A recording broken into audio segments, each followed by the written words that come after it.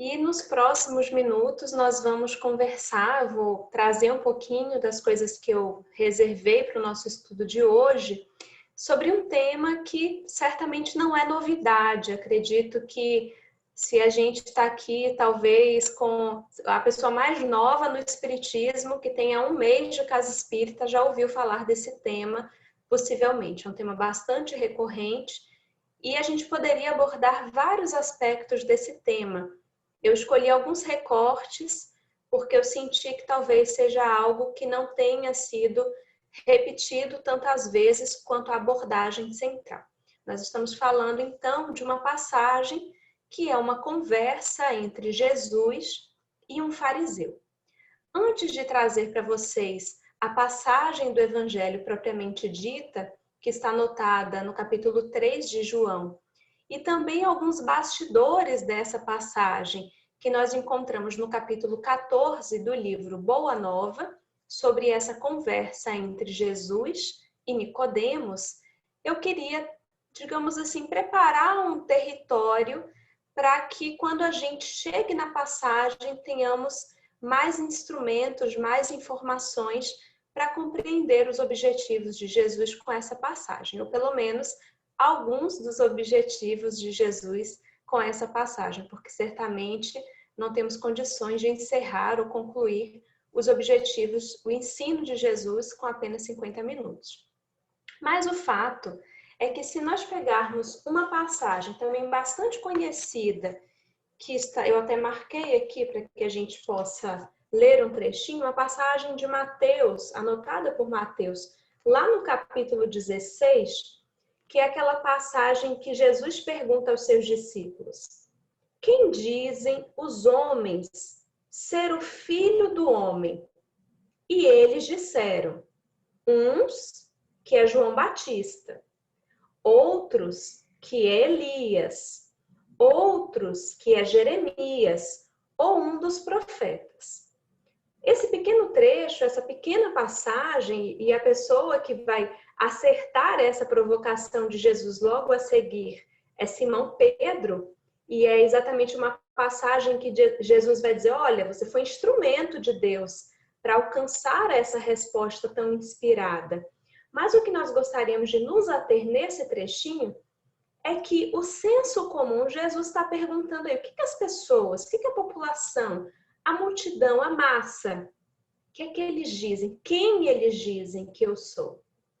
E quando pegamos cada um desses nomes, quando nós pegamos João Batista, havia pouco João Batista, primo de Jesus, que teve contato com Jesus na infância, esse mesmo João Batista que proclamou a necessidade da renovação das pessoas, do batismo, que batizou Jesus, ele não queria batizar, porque sabia da grandiosidade do Mestre, reconheceu Jesus como o Messias que havia sido proclamado, mas Jesus diz a ele que era necessário que ele seguisse aquilo que estava anunciado. Esse mesmo João Batista, nessa oportunidade aqui, já havia regressado ao plano espiritual. Então, quando as pessoas dizem assim, ó, uns dizem que é João Batista, essas pessoas estão dizendo que você é esse mesmo que já foi, que já partiu. Outros dizem que é Elias. Quem era Elias? Elias era um antigo profeta. Quem era Jeremias? Outro antigo profeta. Profetas esses que falaram exatamente da vinda de um Messias, da vinda de alguém que daria, digamos assim, o anúncio de um novo momento para toda a humanidade, de um momento de libertação, de um momento de purificação. Estão todos eles banhados por um mesmo tema que se coaduna, que está conectado e que parece encontrar em Jesus a continuidade desses anúncios. Então, para que as pessoas, para que o senso comum, o judeu do dia a dia, não o sacerdote, não o saduceu, não o fariseu, não aquele estudioso, letrado, mas as pessoas do dia a dia, aquela turba que costumava seguir Jesus. Para que essas pessoas que eram, numa maioria, analfabetos, ainda mais, especialmente as mulheres, mas também os homens, numa cultura em que a transmissão do conhecimento da letra, do conhecimento da lei, tanto a lei que nós consideraríamos hoje da justiça, como a lei que estava ali muito misturada com a lei divina, essas duas leis, assim como os poderes, estavam todos concentrados naquela figura do sinédrio, dos sacerdotes, dos fariseus, cada um com a sua incumbência, mas as coisas todas ali muito misturadas. Então, para que aquelas pessoas mais simples, que não tinham, que recebiam a informação de outrem, a interpretação de outrem, que não tinham acesso direto à leitura da palavra escrita, para que essas pessoas pudessem dizer que Jesus poderia ser João Batista, ou que Jesus poderia ser Elias, ou que Jesus poderia ser Jeremias, do que essas pessoas estavam aqui já nessa curta passagem anotada por Mateus falando? Elas estavam dizendo da possibilidade de um retorno, da possibilidade de um regresso.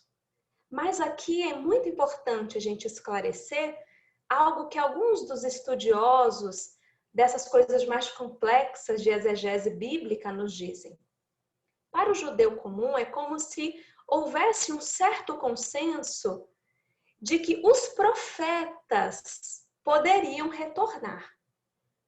De que os profetas poderiam, eles não usavam a palavra reencarnação e usavam a palavra ressurreição no sentido que nós hoje conhecemos como reencarnação, que é regressar com outro corpo, não aquela ressurreição que nós temos em Jesus, de regressar e de ser a imagem, aquela mesma imagem, aquela imagem do último corpo físico. Não é disso que se trata. Existia uma compreensão também da palavra ressurreição no sentido que nós espíritas damos à palavra reencarnação.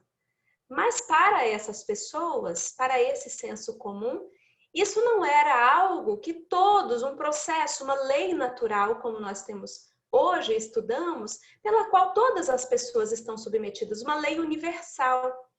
Eles consideravam que os profetas poderiam regressar. Isso está, inclusive, no Evangelho segundo o Espiritismo, discutido por Allan Kardec, e nós encontramos essa informação em outros estudiosos também dos textos e das tradições dos judeus. Então, é por isso que, muito simplesmente, com muita naturalidade, quando Jesus faz essa pergunta, os discípulos dizem, olha, alguns estão dizendo, estão chutando, estão dando palpites de qual dos profetas retornou, de qual dos profetas tu és. E aqui a gente guarda essa informação para que a gente possa agora entrar no nosso tema mais especificamente. E agora a gente vai para João, lá para o capítulo 3 de João, que é a conversa entre Jesus e Nicodemos. Quem era Nicodemos? Nicodemos não era uma daquelas pessoas da turba, da massa. Pelo contrário, Nicodemos era um daqueles estudiosos da lei, estudiosos das tradições judaicas. E muitas vezes, quando a gente fala nos fariseus, a maioria de nós se apega muito às passagens em que Jesus, digamos assim, dá um aperto nos fariseus, né? Coloca ali, traz à baila a hipocrisia, a discrepância entre o rigor que eles cobravam algumas coisas e o próprio comportamento, que nem sempre correspondia. Mas em Nicodemos, tanto aqui no texto bíblico, quanto quando a gente pega o Boa Nova, no capítulo 14, nós vamos perceber que Nicodemos é, digamos assim, uma exceção àquela regra, aquele estereótipo que nós criamos em relação aos fariseus. Porque sim, muitos fariseus eram hipócritas? Sim, muitos fariseus eram hipócritas, como muitos religiosos das diferentes religiões ainda hoje, daqueles que estão ali fiscalizando a vida alheia, nós encontramos essa mesma característica. aquela pessoa que tem muita rigidez na cobrança do outro e que muitas vezes não dá conta de seguir essa mesma rigidez e que projeta isso em relação ao outro. Então, isso era característico de um modo geral, é algo recorrente no texto bíblico? Sim, é algo recorrente. Agora, poderíamos generalizar de que todo fariseu era assim? Não. Porque pelo menos duas exceções nós teríamos. Nicodemos é uma delas, era alguém que Humberto de Campos dirá, tinha um bom coração, admirava Jesus, e além daquela multidão, das pessoas simples, dos aflitos, dos ignorantes, haviam também alguns desses estudiosos, alguns desses sacerdotes, que talvez não se misturassem assim, porque havia todo um preconceito, todo um receio, inclusive, de como o Sinédrio observaria isso, tanto que Nicodemos buscará conversar com Jesus à noite, porque imaginemos, as pessoas estavam ali na expectativa. Esse homem, ele fala algumas coisas muito coerentes com a tradição, ele conhece muito bem as nossas tradições, mas tem umas coisas que ele fala que eu não sei como elas serão vistas. Tinha ali um burburinho desde o início. Que homem é esse? Que uma multidão segue? Será que é mais um profeta? Será que é um rebelde? Será que ele vai fazer um levante contra Roma? O que ele está arquitetando? E as pessoas imaginavam, inclusive, que ele pudesse fundar um partido, que fosse um objetivo político. Então, aquelas pessoas com cargos no Sinédrio não queriam se expor. Por mais que admirassem, por mais que quisessem ali conhecer mais, que é o caso de Nicodemos, tinham seus receios pessoais do que vão pensar, como vai ficar para mim depois. Né? Vai que ele levanta alguma coisa contra o Sinédrio, contra a lei judaica ou contra Roma, que seja, como ficarei se estiver associado a essa figura? E existe um outro fariseu também muito nosso conhecido, que também é uma, digamos assim, exceção ao estereótipo que nós fazemos dos fariseus em relação à hipocrisia, que é Saulo, que mais tarde será Paulo. Saulo tinha muitos defeitos, nós bem o sabemos, e Emmanuel descreveu ali com riqueza de detalhes, mas um defeito Saulo não tinha, e esse defeito é a hipocrisia. Ele era absolutamente coerente com aquilo que ele acreditava. Coerente a tal ponto que era inflexível. Coerente a tal ponto que precisou chegar ao extremo e ficar cego diante da luz do Cristo. Então ele seguia tudo que a gente encontra em Atos dos Apóstolos, quando encontraremos ali um pouco da narrativa sobre ele, sobre a sua história, tudo que encontraremos também no livro Paulo Estevão, pela mediunidade de Chico Xavier, Emmanuel vai nos falar do quanto ele era uma pessoa reta, uma pessoa coerente, uma pessoa honesta. Então ele servia com muita fidelidade. A questão é que ele não havia entendido ainda para o que ele precisava direcionar essa energia, essa força. E quando tanto ele já tinha essa coerência que quando ele ajusta o prumo, a direção, as coisas caminham muito bem. Mas tudo isso para que a gente possa, a partir também do nosso estudo de hoje, perceber que muitas vezes entramos nessas generalizações, que é algo muito característico nosso, né, do nosso estágio evolutivo, que é criar esses grupos e achar que se muitas pessoas de um grupo são de uma forma, todo mundo daquele grupo é daquela forma. Fazemos também isso com os fariseus e hoje o nosso estudo é sobre a conversa entre um desses fariseus e Jesus. E por mais que Jesus vá puxar a orelha de Nicodemos, não vai puxar a orelha de Nicodemos com relação à incoerência ou à hipocrisia. Vai puxar a orelha de Nicodemos com relação a algo que, digamos assim, a carapuça serviu para mim. E aí a gente vai ver, cada um vai observar se vai servir para vocês também. E para começo aqui de estudo, digamos assim, do texto em si, antes de pegar o livro Boa Nova, eu vou ler um pouquinho aqui da passagem que está em João 3, e ela vai mais ou menos de 1 até 14 por aí. Mas eu vou ler só algumas partes. Havia entre os fariseus um homem cujo nome era Nicodemos, líder dos judeus. Ou seja, o que quer dizer líder dos judeus? Ele tinha um cargo no Sinédrio. Ele era, ao mesmo tempo, um sacerdote e um líder político para os judeus. Então, não era uma pessoa comum, era alguém que tinha uma representatividade, um status, né? Uma função a zelar. Ele veio até ele, Jesus, de noite e lhe disse, Rabi. O fato dele chamar Jesus de Rabi já mostra o lugar de fala dele, o lugar de respeito dele em relação a Jesus. Então, imagina alguém que tinha um cargo político, todos ali eram judeus, Jesus era judeu. É importante lembrar, às vezes a gente esquece que Jesus era judeu, mas era.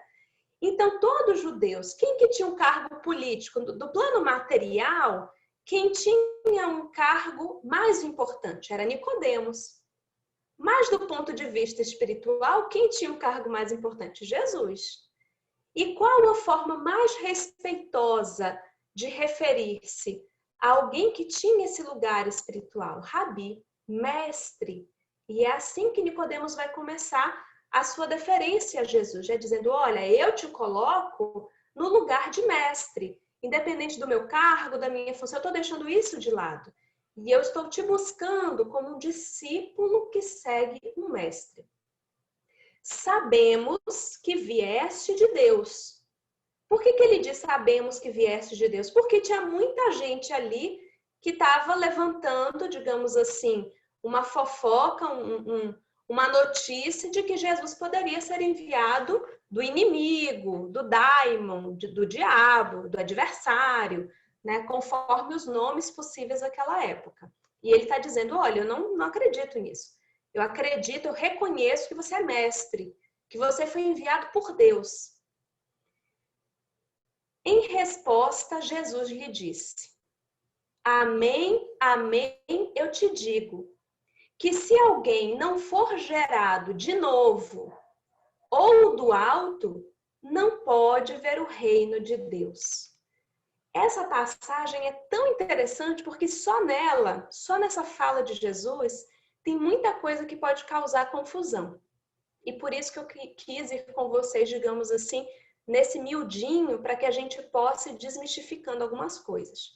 Eu assisti uma vez, há muitos anos atrás, uma palestra de Haroldo Dutra Dias, quando na época, isso já tem acho que 7 ou 8 anos, ele estava na época, tinha pouco tempo que ele tinha feito o trabalho, né, a primeira edição da tradução do Novo Testamento, que ele estava à época por concluir, e ele compartilhou nessa palestra da dificuldade que ele sentiu de traduzir esse trecho, especificamente. Por quê? Quando a gente diz assim, algumas traduções têm amém, amém, eu te digo, que se alguém não for gerado de novo, não pode ver o reino de Deus. Outras traduções têm em verdade eu te digo.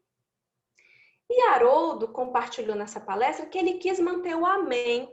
Apesar do amém, na nossa cultura, tem um significado diferente do significado original. Isso aqui foi escrito, foi dito originalmente em hebraico, e a tradução depois foi feita para o grego. Quando a gente, na nossa oração, né, isso tem aí uma tradição católica muito forte, diz amém, não é o que eles usavam para dizer amém. Para eles, amém era assim, Betânia, vou passar na sua casa mais tarde. Ela diz assim para mim, amém. O que ela está dizendo para mim? Ok, sim, pode passar. Agora, se eu digo, olha, eu vou passar na sua casa mais tarde. Ela diz, olha, em verdade, eu vou te dizer uma coisa. Não tem um sentido totalmente diferente? Parece que ela está dizendo assim, ó, na verdade é outra coisa que eu vou te dizer aqui. Na verdade, talvez até nem dê para você passar na minha casa. Então, o amém, que é a palavra original, né? O em verdade já é a interpretação dos tradutores. O amém é a palavra que está lá, né? A palavra do hebraico seria o correspondente a amém. E o amém para eles é como se fosse sim, sim, ok. Então, olha como isso muda totalmente o sentido. Eu vou ler de novo para vocês. Mestre, Ninguém faz estes sinais que tu fazes se não estiver com Deus, se não vier de Deus. E em resposta, Jesus lhe diz: sim, sim, eu te digo que se alguém não for gerado de novo ou do alto, não pode ver o reino de Deus. Então Jesus não está com o sentido de corrigir o que ele está falando. Ele está confirmando, olha, eu estou afirmando para você, sim, sim, 2 vezes. Que se alguém não for gerado, o que é ser gerado? É nascer. E aqui é uma outra questão que o Haroldo compartilhou nessa palestra de anos atrás. A palavra que outras denominações religiosas usam aqui é como se fizesse uma correspondência com nascer no sentido do batismo, do renascimento pelo batismo. Só que a palavra que está lá no texto bíblico é ser gerado. Assim como nós encontramos lá no início, quando na história dos patriarcas, eles dizem assim, não sei quem foi gerado de não sei quem, que foi gerado de não sei quem, que foi gerado para dizer o quê? Toda a árvore ali, genealógica, todos aqueles nomes, cujo sangue corre nas veias daquela pessoa a qual ele vai contar a história. Então, isso não é batismo. Quando a gente está falando em ser gerado, a gente não está falando em renascimento simbólico.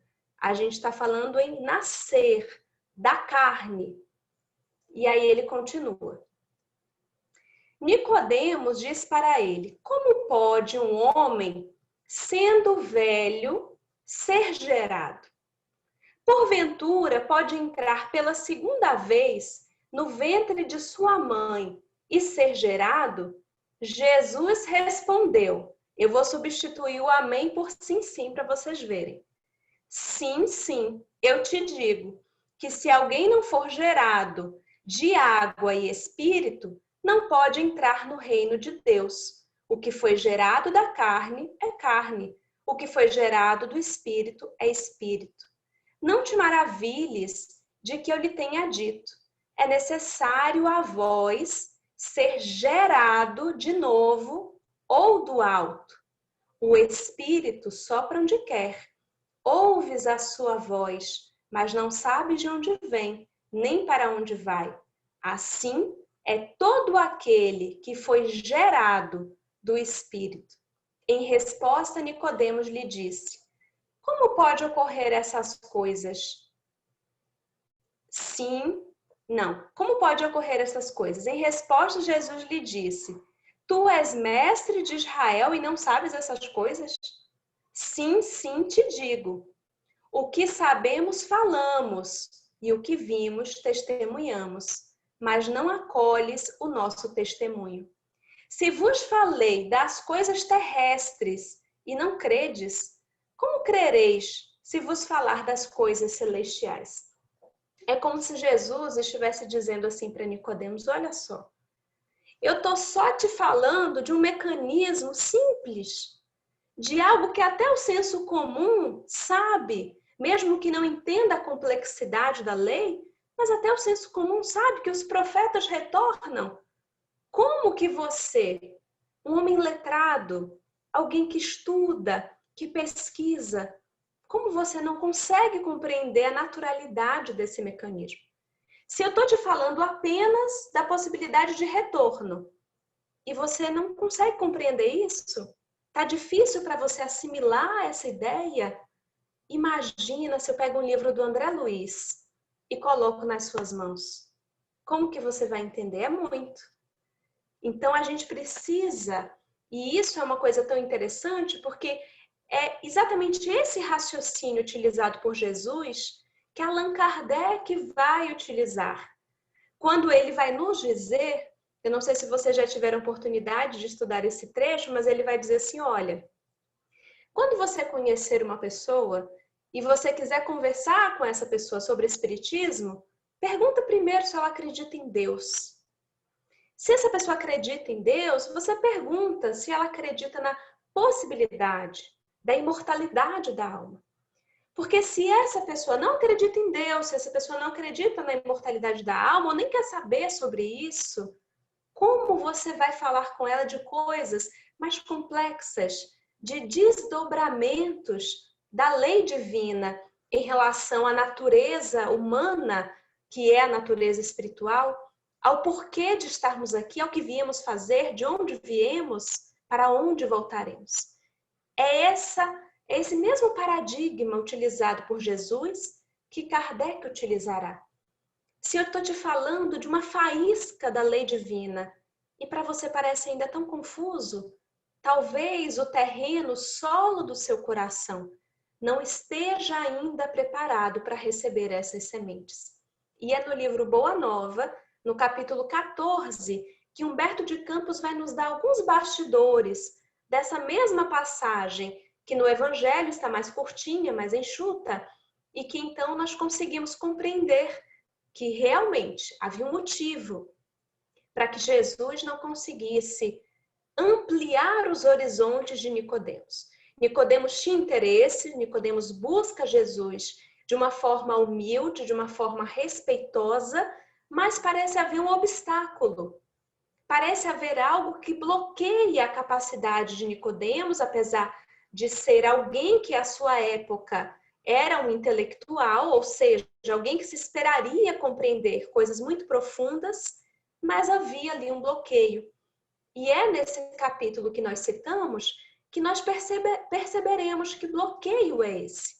Porque há uma fala de Jesus, quando Nicodemos logo o busca, e vai falar que ele tinha interesse em entender melhor sobre o reino de Deus. Porque toda a fala de Jesus, se nós pegarmos o evangelho inteiro, e até se a gente grifar quantas vezes aparece reino de Deus ou reino dos céus, são quase todas as passagens. Reiteradas vezes, Jesus está falando, a boa nova está centrada, essa boa notícia está centrada no anúncio do reino de Deus e do reino dos céus, que são a mesma coisa. Um reino que não é deste mundo, que não está aqui, que não está acolá, que não vem com aparências exteriores. Jesus vai contar reiteradas parábolas e passagens para tentar explicar sobre o reino de Deus. E essa é a questão de Nicodemos. Ele desejava compreender um pouco mais sobre esse reino. E é exatamente a partir dessa dúvida que Humberto de Campos nos diz que Jesus teria dito ainda a Nicodemos: Nicodemos, muito tens raciocinado. Ou seja, seu intelecto, seu raciocínio, você está usando bastante. Mas, Nicodemos, pouco tens sentido. Olha que interessante esse pequeno detalhe. Muito tens raciocinado. Então, você é um intelectual. O seu cérebro, olha, suas conexões, as sinapses cerebrais estão bombando, mas pouco tem sentido. E então se desenrola toda a passagem. Só que Nicodemos vai embora, insatisfeito, porque não entendeu direito. Jesus disse: olha, não vai adiantar te revelar muito mais coisas, porque não dá ainda, não é possível. E Humberto de Campos dá continuidade à passagem. Dois discípulos que estavam ali na situação, André e Tiago, ficam também confusos com aquela conversa. E então André parecia compreender um pouco mais profundamente o que Jesus gostaria de dizer, porque Jesus estava ali tratando do que hoje na doutrina espírita nós chamamos de reencarnação. Aquilo mesmo que a massa popular dos judeus consideravam possível apenas aos profetas e que nós sabemos tratar-se de uma lei universal. Quer a pessoa acredite, quer a pessoa não acredite, quer ela goste ou não, todos nós estamos submetidos à lei de reencarnação. Cedo ou tarde, ajudando a planejar ou recalcitrando no caminho, todos nós faremos parte desse mecanismo que está a favor da lei de progresso, que está a favor da nossa própria evolução. Essa não é a nossa primeira reencarnação, não será a segunda, nem a terceira e muito menos a última. Passaremos ainda muitas vezes por esse processo até que estejamos purificados. Apenas os seres já purificados, não têm mais a necessidade da reencarnação. Eles podem encarnar em missão, em tarefa, para auxiliar, para servir, mas não mais para um processo expiatório ou provacional, como é o nosso caso. E então, aqueles 2 discípulos que estavam ali na situação com Jesus, André e Tiago, Tiago vai então parecer que entendeu, e aí se desenrola uma outra parte dessa história, que é aquela que eu gostaria de focar com vocês nessa última parte do nosso estudo.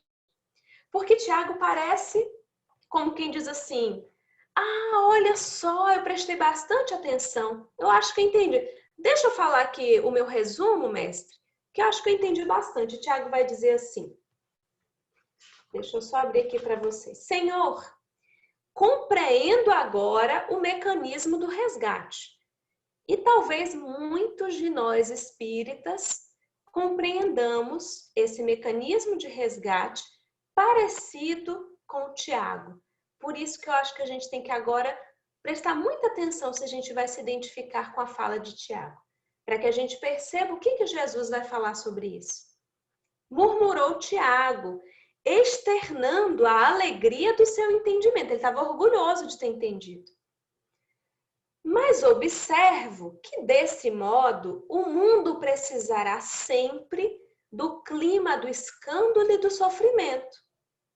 Desde que o devedor, para saldar seu débito, não poderá fazê-lo sem que outro lhe tome o lugar com a mesma dívida.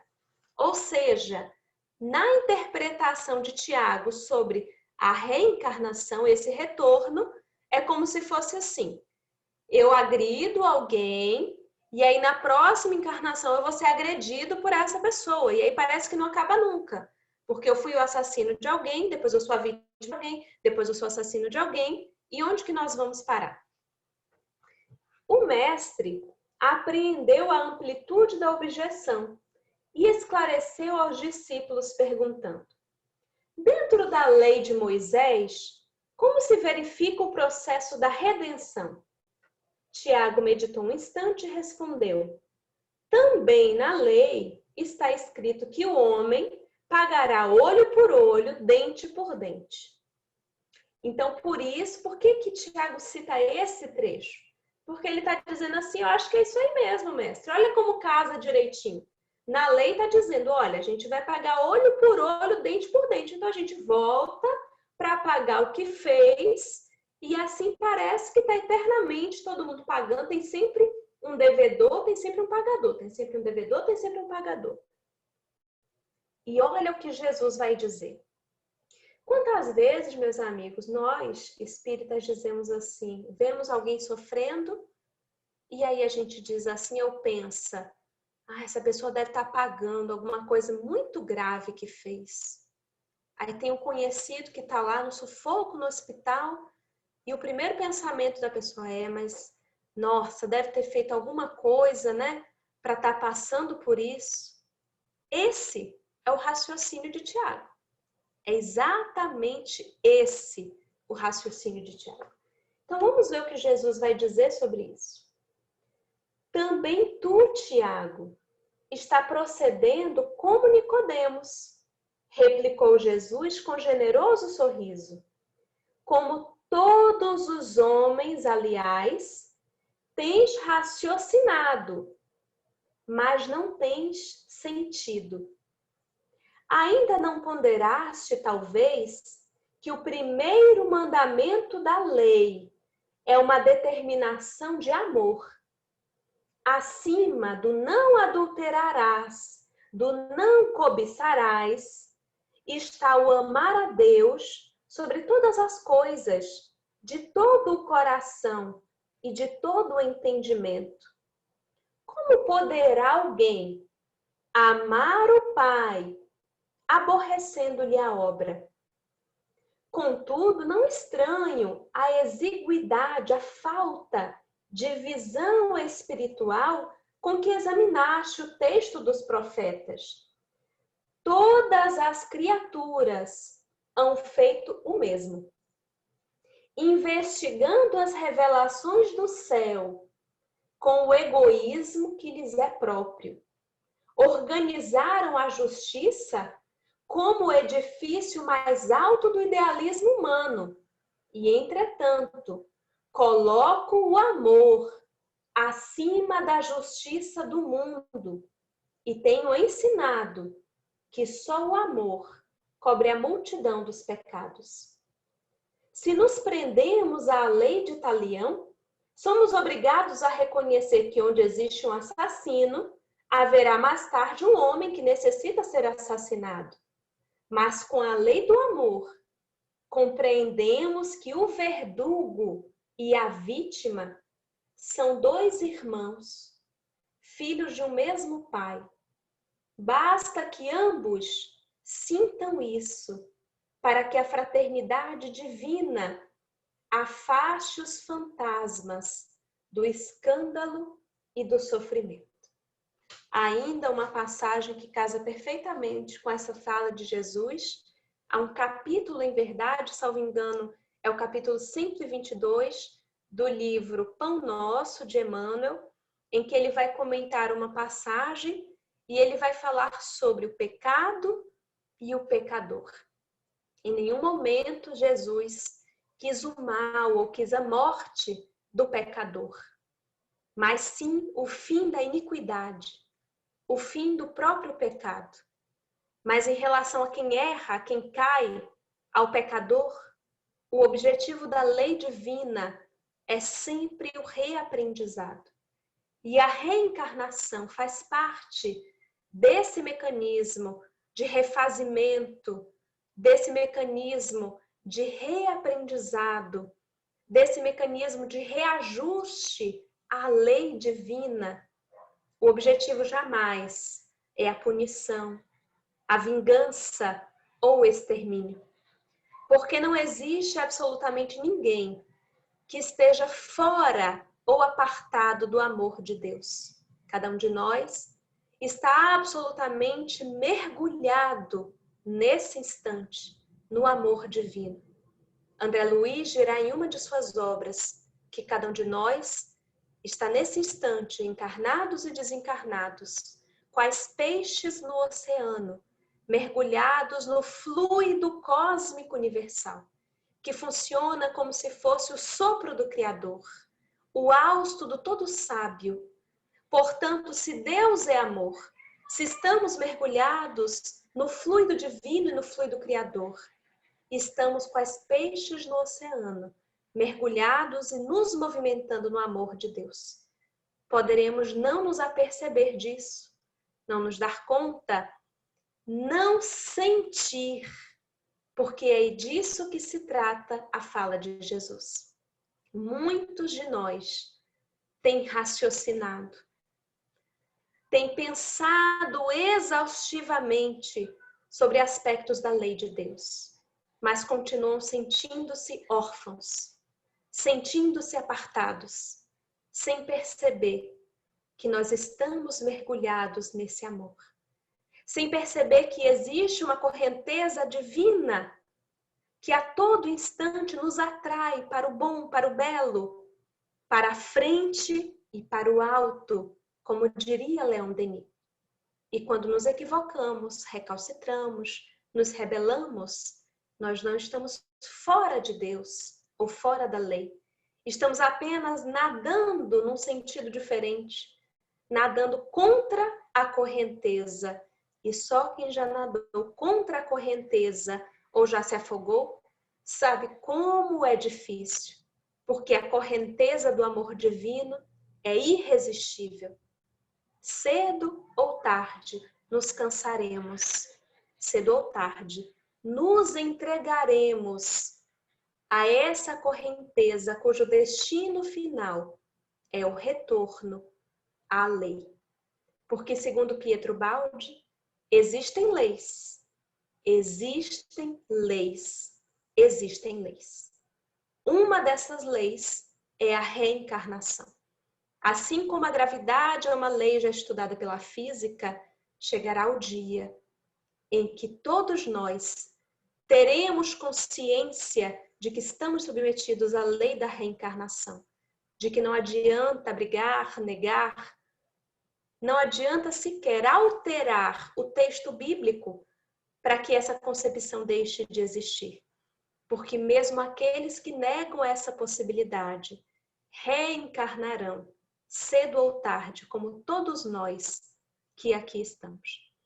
Então, queridos amigos, caminhando para as nossas palavras finais, gostaria de deixar para vocês um pequeno trecho de um poema que é bastante longo, mas que trata desse tema que estamos aqui estudando.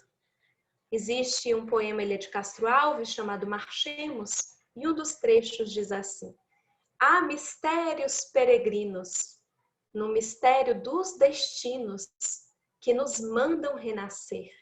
Da luz do Criador nascemos, múltiplas vidas vivemos, para a mesma luz volver. Muito obrigada a todos e até uma próxima oportunidade.